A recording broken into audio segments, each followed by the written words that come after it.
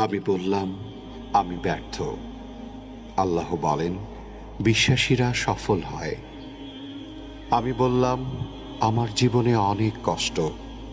আল্লাহ বলেন, নিশ্চয়ই কষ্টের সাথে আছে স্বস্তি। আমি বললাম, আমাকে কেউ সাহায্য করে না। আল্লাহ বলেন, মুমিনদের সাহায্য করা আমার দায়িত্ব। আমি বললাম, আমি দেখতে খুবই কুৎসিত। আল্লাহ বলেন, আমি মানুষকে সৃষ্টি করেছি সুন্দরতম আকৃতিতে।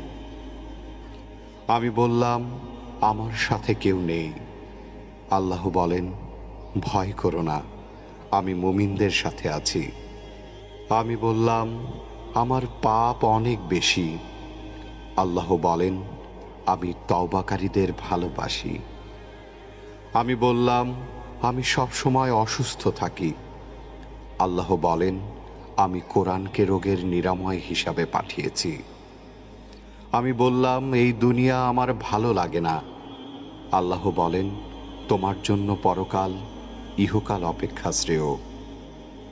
আমি বললাম, বিজয় অনেক দূর। আল্লাহ বলেন, আমার সাহায্য একান্তই নিকটবর্তী। আমি বললাম, আমার জীবনে খুশি নেই।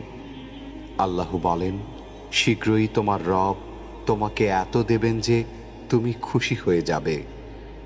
আমি বললাম, আমি সব সময় হতাশ। আল্লাহ বলেন, আর তোমরা নিরাশ হও না এবং দুঃখ করো না। আমি বললাম, আমার কোনো পরিকল্পনা সফল হচ্ছে না। আল্লাহ বলেন, আল্লাহ সর্বোত্তম পরিকল্পনাকারী। আমি বললাম, আমার কেউ নেই। আল্লাহ বলেন, যে ব্যক্তি আল্লাহর উপর ভরসা করে তার জন্য আল্লাহই যথেষ্ট।